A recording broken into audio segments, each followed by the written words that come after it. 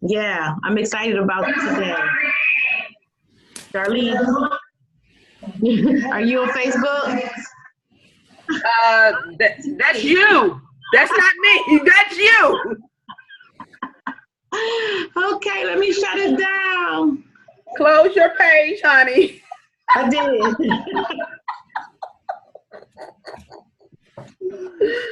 Oh, my Lord.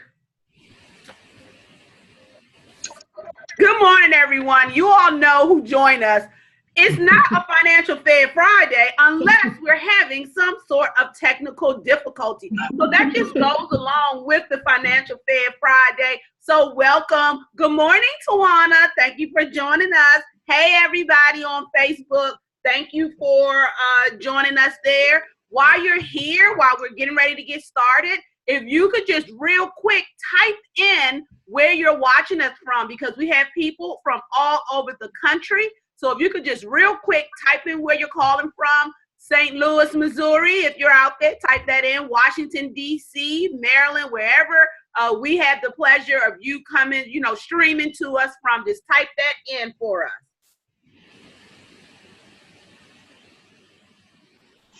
Rita, I'm trying to get on Facebook, but clearly I'm on. I don't know what I'm doing. I'm on. Yeah, she's not that technical. I'm not that technical.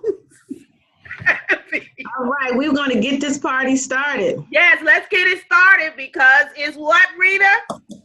It's Financial Fed Friday. It's Financial Fed Friday. I'm about to share this screen and we're going to get rocking. Let's get rocking and rolling. Welcome, everyone. Welcome, everyone on the webinar.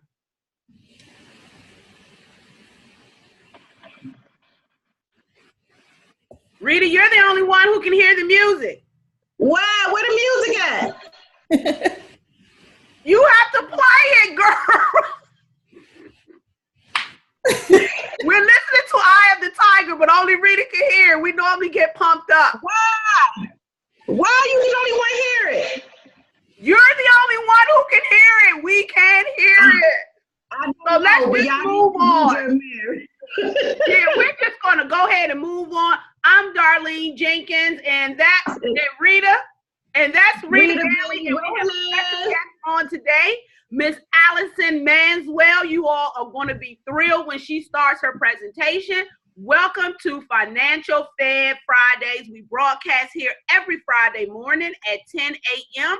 Also, we're live simultaneously on Facebook. Welcome, Facebook. Thank you for joining us.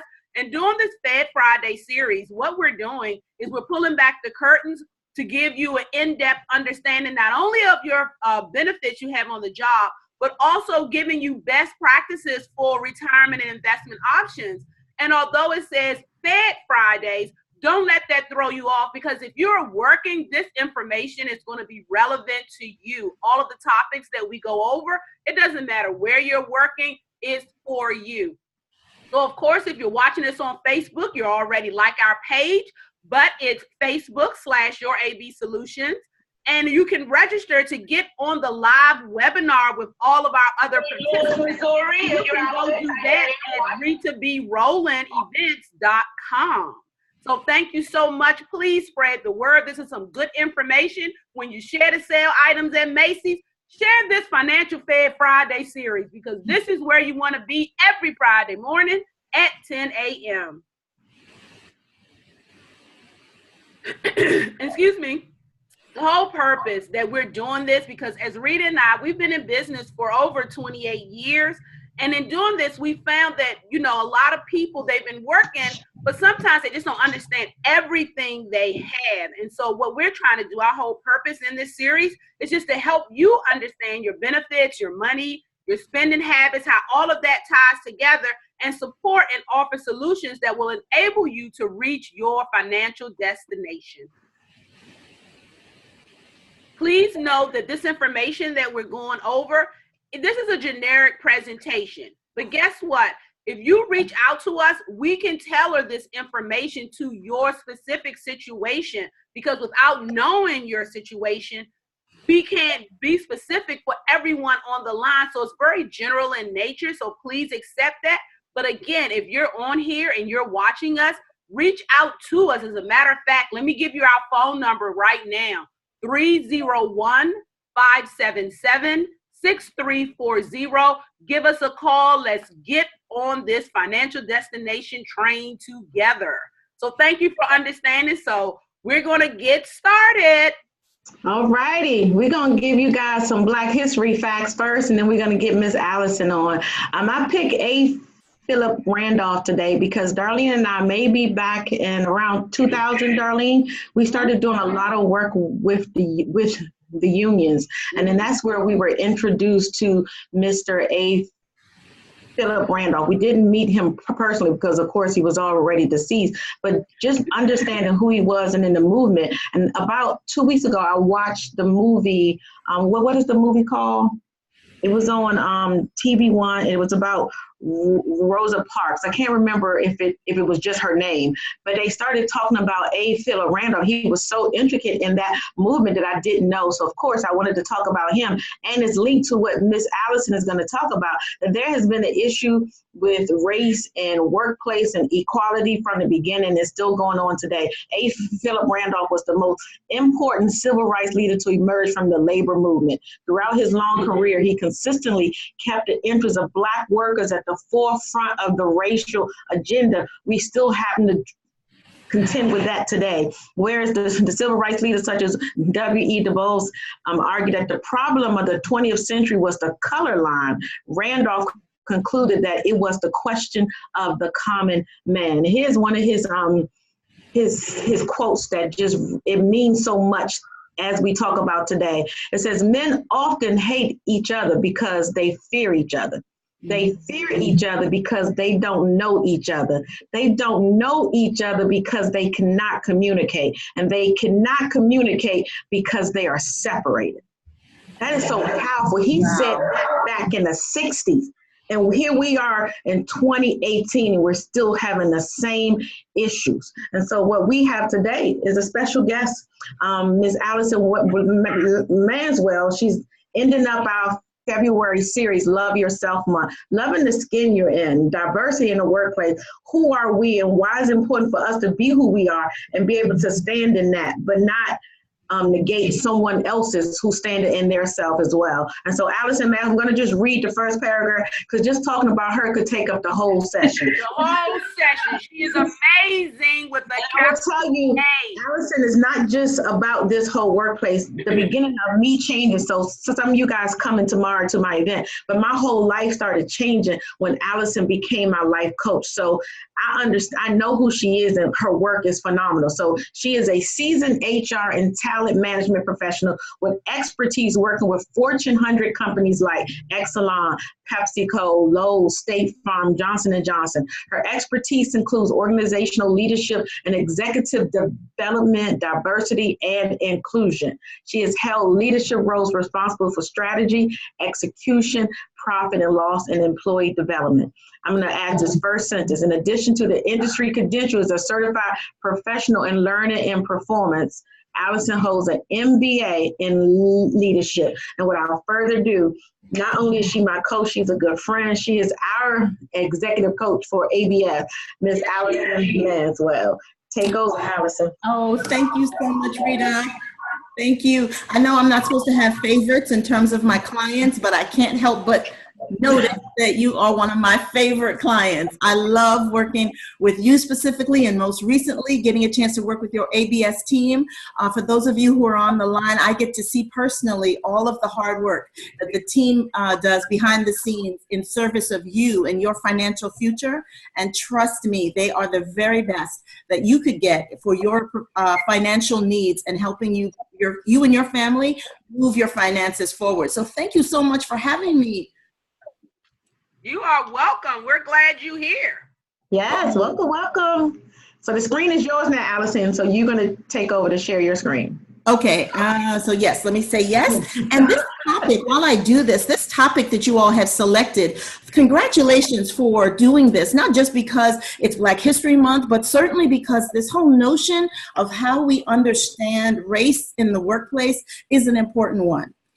It's important not just for people of color, but for people who we call in the majority, or people who are non-people of color, people we consider white in the workplace. This is an important topic. And I loved the leader that you selected to launch this conversation, because it helps us put it in context that this is not a new conversation. And in as much as it's not new, it has taken on a new life. In the recent political climate, this conversation has taken on a new life. And so what I prepared for this is the way I like to help people talk about race in the workplace. And Rita, do you want me to go ahead and start with the slides, or do you want to start with this first question here?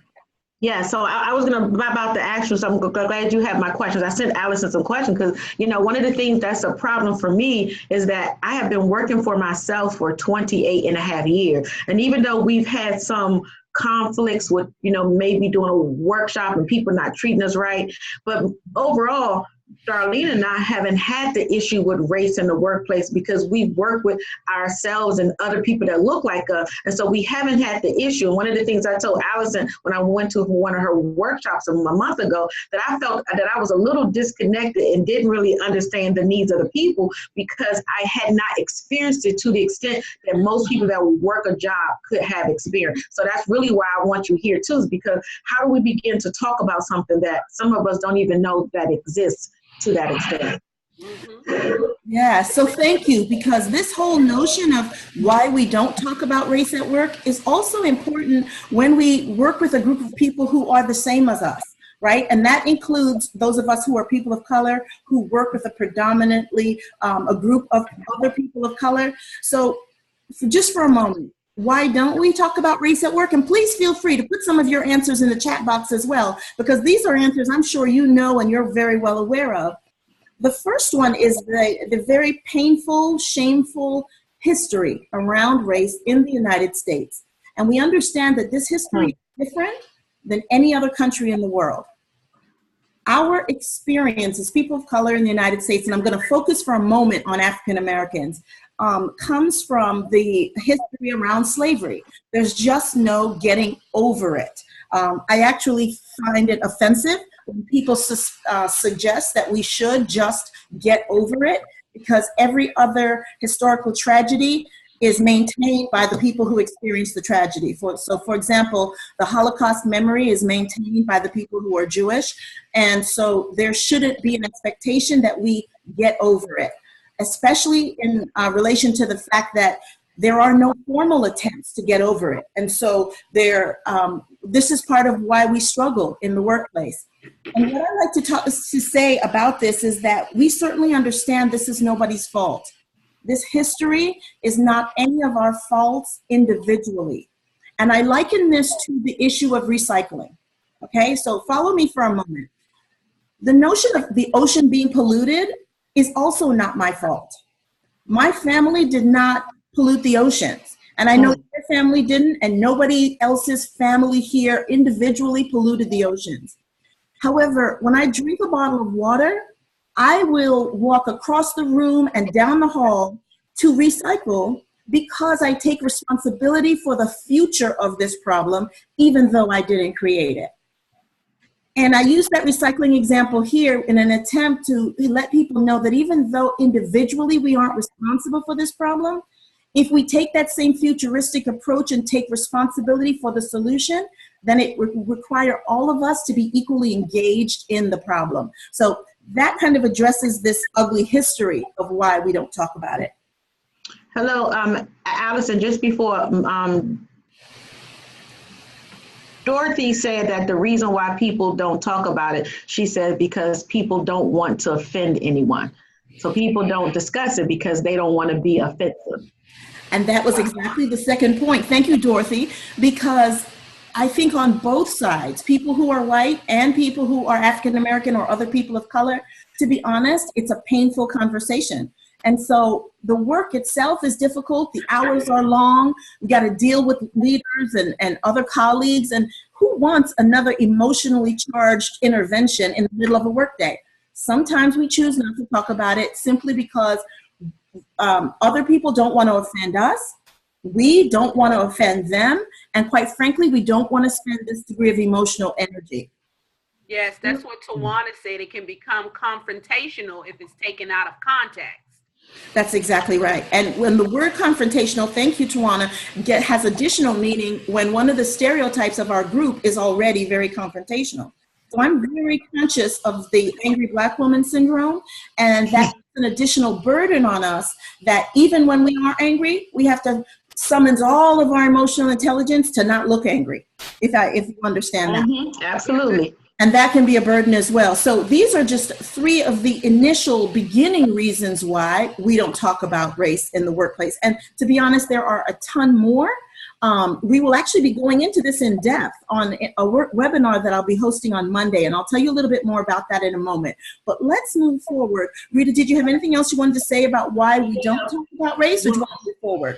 I'm going to say this really quick. On Facebook, Ms. J said we don't talk about race in the workplace because the construction of it is pretty much still is relevant. She said, for example, her current place of employment, all of the leaders on the supervisory, the manager, CEO are all white, but their worker bees are, of course, all Black, and a big pill to swallow. So which means that the people who supervise them can't really relate, and maybe they can't even relate too. So it's a barrier in between, which probably causing them not to be able to move up to where they need to be.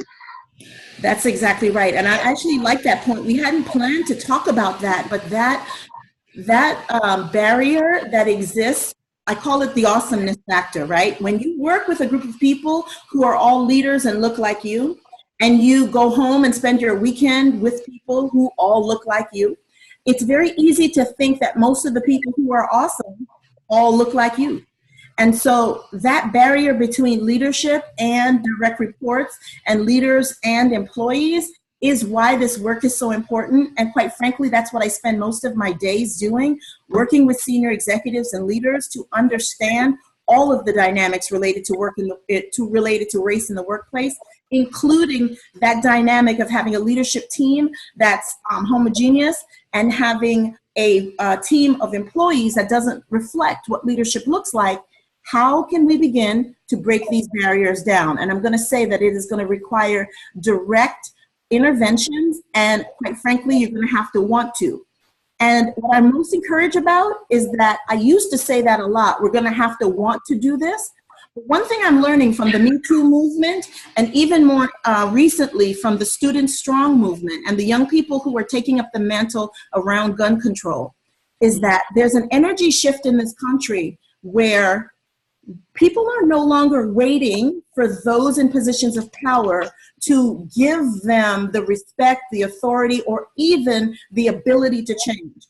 That change is coming from a very grassroots place. And as I observe what's happening around Me Too, and I observe what's happening around Student Strong, I am predicting we'll have a similar kind of resurgence around the issue of race in the workplace. So again, conversations like this certainly launch that. And I'm going to say, you guys, I'm going to ask you if you could stay on for an extra 5 to 10 minutes. We're going to go over our normal time, but just hang on because I think it's well worth your extra 5 or 10 minutes. So you can continue, Allison. I just wanted them to know that we may be on a little longer. Sure, no problem. So so here's the next question people typically ask. Okay, well, we all know why we don't want to talk about race, but why should we talk about race at work? Because isn't this one of those taboo topics that we're not supposed to talk about? And you're right. Traditional wisdom has said that, religion and politics and, issues like race are taboo in the workplace. Those are just not the things you should be talking about simply because people have such different views, right? Well, here are my 3 first reasons that I offer of why we should talk about it. And the first one, I start at the bottom of the list, but dialogue actually increases trust. And engagement, collaboration, and creativity are all built on trust. And everyone knows that today's work that we need to be going, we need innovation. And so if we have anything that's serving as a barrier to trust, which race is, and these conversations are serving as a barrier to trust, then for that reason, it behooves us to get past this so that we can get to the area of innovation that we really want in our workplaces. And secondly, there are studies that show that ignoring the issue of race can actually exacerbate the problems rather than solve them. So, for example, Dr. Michael Norton, who is a researcher out of Harvard University, has a series of studies where he shows that the cloudiness, the apprehension that comes from a workplace where people are afraid to talk about this actually serves as a barrier to other areas of productivity. So therefore, the very thing that you are avoiding and thinking that you're doing better by not talking about it is actually making issues worse. And to me, one reason for why we should be talking about race is that the impact of race in our talent management decisions is already clearly documented. So when I talk to groups or when I talk inside organizations, I actually bring the data around talent hiring decisions and how race impacts who gets hired, who gets called back when resumes are received. I have another study that's specifically around performance in the workplace and how race impacts how we evaluate people's performance. And then of course, I bring the receipts because we also have studies around the pay gap. So you hear a lot about the 74 cents that women make relative to every white male who makes $1.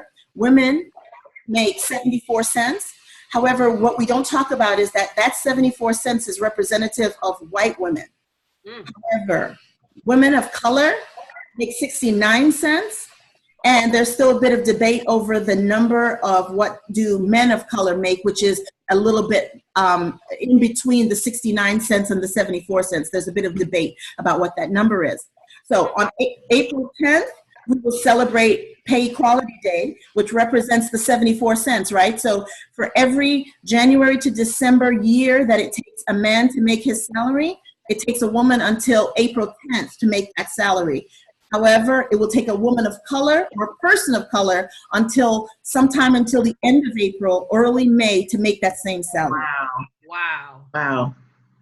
Now, Allison, I don't know if you have time, but I remember when I took your class a few weeks ago, your workshop, you talked about the study where they sent the email, and the email, when they thought that the email came from an African American, what they wrote back, the feedback was so much. But when they thought it was from a Caucasian, this is great, but it was the exact same email. That's exactly right. So it's a study that was done in the legal profession, and it was with a legal brief. So Dr. Erin Reeves is actually the one who did the study. What she asked was for people to edit, 60 law partners edited a legal brief, which is a task they do every day, all day. But she told one group that the writer was an African-American lawyer, and she told one group that the author was a white lawyer. And then she measured the degree of feedback they gave for each. And in doing that, she was able to quantify the feedback, specifically the subjective feedback was 3 times as much when they thought it was an African American who had written the brief. So we have some very real reasons to know why it's already impacting us. So anything we don't talk about, the glaring silence becomes a statement. And in the absence of an actual statement, people will fill in the blanks, and it can turn into misinterpretation. And I feel that this is part of what speaks to number 2 of why saying nothing is worse than having said something. So I want to use some time now to just move to the next question, because it's important to me every time I speak about race that we move and can at least have some context around how can we talk about race at work. We won't be able to go into the detail of how I share this, but the first part of this is that I believe my approach is that I'm very deliberate about talking about this experience from both sides. We cannot pretend that one size fits all. And when you are working while white, it is very different than when you're working while Black. And for that reason, I split up these solutions into 2 distinct groups, because I feel that we have to speak to each differently. And when I get up and look in the mirror, I know I'm Black.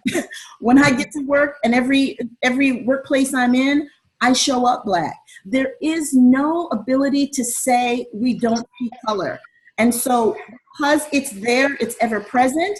And quite frankly, I don't want people to see me as anything other than who I am. But we do have to talk about this experience from both sides. And actually, we're going to do more of that on the webinar on Monday. The second one is to acknowledge the degree of discomfort and accept that we have to move through it in order to get over it. Like, that is just a baseline. We have to just accept this is uncomfortable and become willing to move through it if we have any chance of having a solution. And then, like I explained in my recycling example, we have to remain committed to the greater good, even when, and especially when, it is personally difficult for each of us as individuals. So let me pause there and see if there's anything coming in on chat, or if you want to mention anything else, Rita.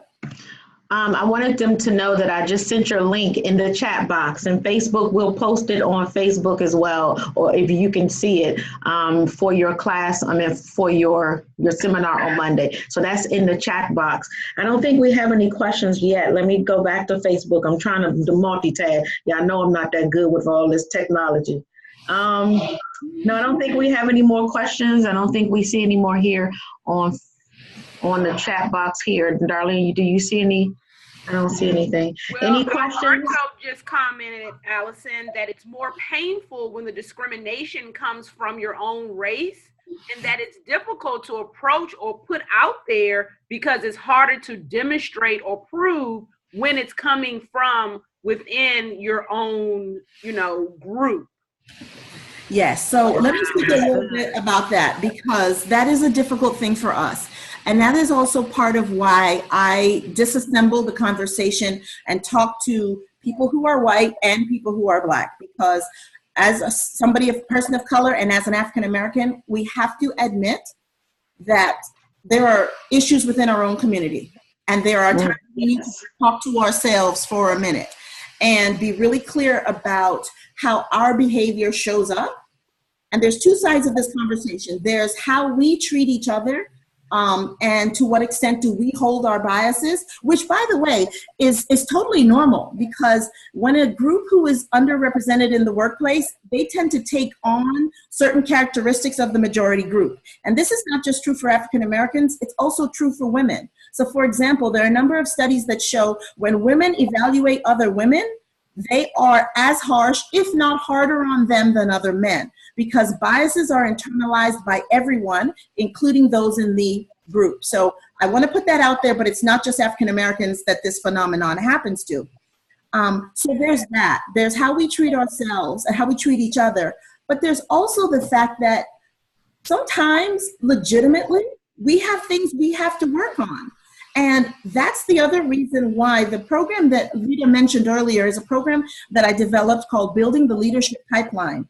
And it is designed specifically for that purpose, where people who are in underrepresented groups, we can get together and we can talk about the 6 critical skills that we have to master for our own careers. And this is where we can actually get legitimate feedback, but maybe misinterpret it as discrimination when we are not clear what we're supposed to work on. And so we're not going to go into that today. I will, however, be talking about it at Rita's event tomorrow. And if you are not already signed up to be at the event, My Sister's Keeper, I strongly recommend that if you're in the DMV area that you be there.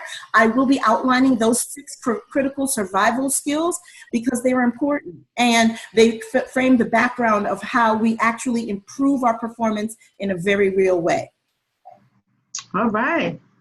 Allison, I'm telling you, I feel like we need to have this for a whole month, Darlene, that we really begin to help people, because this is so powerful, and it's helping people to understand, and maybe it's going to give people tools and techniques of how to actually deal with it, and maybe not only help themselves, but help change the dynamics of race in their workplace. Yes. Absolutely. I agree, Rita. Is there anything else happening in the chat box? Any other questions on Facebook? No, I think, Allison, I think people are just, as myself, just so engrossed, like processing this, that right now, I think they're probably just still formulating questions or processing the information. I totally understand, and I know this is a lot. It's a lot. And thank you for, this conversation. I hope that it gives a framework of how we talk about this. I have up on the screen some information about where we're going to take some extended time. We're going to do real talk on race at work on the webinar on Monday. You have the registration link in the chat box. It's going to be honest conversation. We're going to talk about how do you handle those awkward moments. Everybody always asks me that. That's like the #1 question I get. How do you handle those awkward, crazy moments when someone has said something ridiculous? We'll talk about that. We'll talk about how you can be a change agent in today's political climate. What do you do? How do you maneuver? That's a complicated answer, but we're going to go into it. And one of the things I am most excited about is I'm going to talk about some inspiring lessons that I have gotten from the Black Panther movie that I think are so powerful in terms of using this movie as a tool to make the kind of change that we want. And so I'm struggling because I got to do the no spoiler version because everybody hasn't seen the movie. No spoiler version, Allison. It's going to be the no spoiler version on Monday, but we are going to talk about how we use this movie as a tool to help us move forward. So I'm excited about Monday. It's a free webinar. If you are able to be on during the lunch hour, please join us. All righty. All right, so is that you're done, Allison? That was it for me. Does anybody have any other questions? I have some information up here on how you can reach me. Certainly my book is available on Amazon, on Kindle, and in paperback. I'm free to answer any other questions. I still have a few more minutes if anybody needs any other questions, but this has been my pleasure to be on. Thank you for the invitation. Thank you. All righty, well, we're gonna keep it moving for the things of time. We're gonna make sure we get you guys out of here as soon as possible. I gotta remember which one I was on, y'all. Got a lot of screens up here. Don't you just love our Financial Fan Fridays? Yeah, of course. If you guys are done with me, I'm gonna sign off. I do have a client call, but it has been such a pleasure to be on with you guys, and I'm happy to come back whenever you'd like. Thank you, Allison. Okay. You guys give Allison love. Wave. She can't see you, but wave. Bye, Allison. Thank you. Pam Bryant that we send the webinar information for Monday via email. Yes, Pam, we'll send it to you. We'll get that out to you. And to everyone that's on here, we'll put that in an email that's going to come to you. And we'll post it on our Facebook page as well for everybody that's watching on Facebook and you're not online. So we'll put it on Facebook as well. So as we know, thank you, Allison. We're going to keep it. We're almost done, you guys. This whole purpose of what we do is actually helping us to plan so that we can bring our future into the present so that we can do something about it now. So just talking about race in the workplace, how do you make a change today? So even in the future, if it's not for you, it's for your children or your grandchildren, that we begin to make a change for them as well. So what's coming up in March? We're marching on to our financial freedom. So we got some really good stuff coming up on March next Friday. We're going to talk about navigating the retirement roadmap with the FERS system. And so make sure you get everybody on, even if you're a SERS employee, come on and help support your FERS sisters and brothers and invite as many people on because many people are working. I've met people who've been working for 20 years and do not really understand their system, don't know when they can retire, how many years, how much money. So it's important. We're going to walk you through the Social Security system. We're going to merge Social Security into your retirement system. How do we link it? How do we make sure that we don't outlive our funds with those two accounts? And have I overstayed my welcome? Is it time for me to retire? And that's the issue that civil service employees, a lot of them are faced with that. Why am I still here? Should I be still here? And some of them are their employers are trying to force them out because they're in that system.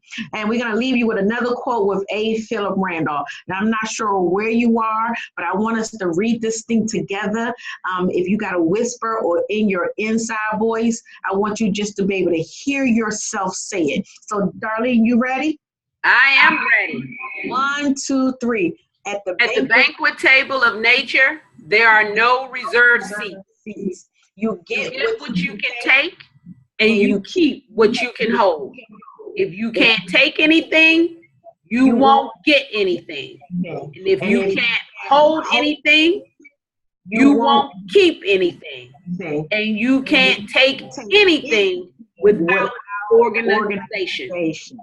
And you guys, that's just not in the workplace. That's in your finances. That's in your marriage. That's in your children. It's a principle by God that we need to be organized in everything. And I'm telling you, if you need to screenshot that, this is so paramount. This we used to quote this thing back in the day, daughter. You remember? We knew this. So it's so powerful. And so you guys, we just wanted to bring that back to you. Join me tomorrow. All the men that's online, send your wives, your daughters, your girlfriends, your co-workers, come join. It's going to be really, really powerful. We're going to do some stuff that's to help transform some people. And you know what? Some of y'all may not need no transformation. You good. You just want to come and have a good time, because it's going to be comedy. It's going to be movement. It's going to be fun. It's going to be a concert, and it's going to be some food. And you're just going to have me and Darlene there. So you're going to see us live and in color. So I'm excited for speakers that's here. So you see Mother Hunt, Cynthia Will, Reverend Jamila Woods, Fitness Coach Sophia, Prophet Dr. Lisa Thompson, of course me, and Tope. She's going to bring it, you guys. So this is going to be good. And that's it, darling. I think we're done. Here's our information. We thank you, as always, for staying with us, for hanging in, for showing up every single week to support us and to get some knowledge. Again, our goal is just to help bring you information that's going to help you make some financial decisions, some family decisions. In the case today, how do we help you do better in the workplace? And so that's it for me to So yes, just to re-emphasize what Rita said about her event tomorrow. The last year when we had it, it was phenomenal. This is something you do not want to miss. You want to grab yourself, grab your girlfriends, and come out there and let's get some sisterhood going on. Learning how to love ourselves. We think we do, but when you come to this workshop tomorrow that Rita is giving, I am my sister's keeper, you will see that, oh my God, there's so many other areas around that I can improve on. You will not leave like you came and when you come to the workshop tomorrow for I am my sister's keeper. So as Rita said again, thank you so much for hanging in here with us, joining us. Alberto, please don't get off. Once we finish, I'm going to get your question answered. Next week, we'll be here again at 10 a.m. live on Facebook. Thank you, Facebook, for hanging in there with us. But when you come next week, bring one with you. Thank you so much. It's always our pleasure. We appreciate you so much. From our hearts to your heart, thank you so much. We'll see you next week. Just a note, Facebook, I just put the link in the news feed for Allison's workshop on Monday. We'll also post it on our page, as well as Jink is going to send the email. I just want you to know I did post it. So thank you. We love you guys. We really do appreciate you. So, all right, my girl, she about to get back home. Yes, I'm broadcasting here in St. Louis. Hope safe travels. I'm coming back home to be there with you. So everybody, we gonna say, get home safe. That's it. It's done. All right. Thank you all. Have a great Friday. All righty. Alberto, don't go anywhere.